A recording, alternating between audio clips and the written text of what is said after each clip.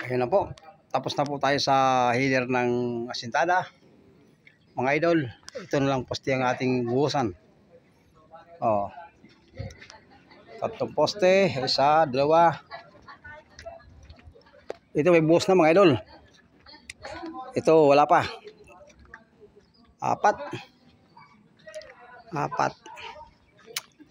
Tapos dito sa kabilang kulang natin hasinta. Yun. Yan.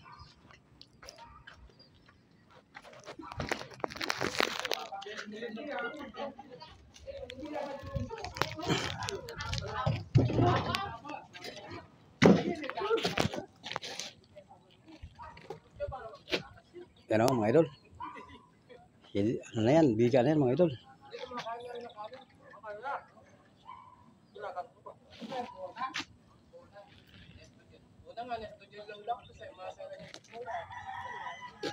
Okay.